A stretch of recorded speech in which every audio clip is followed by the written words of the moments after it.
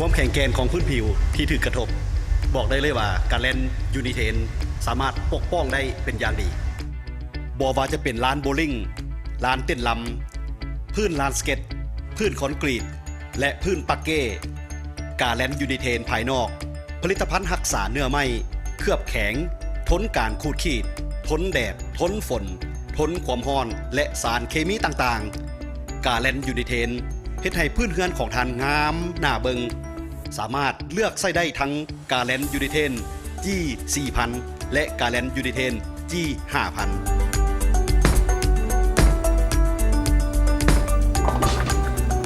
นอกจากความแข็งแกร่ง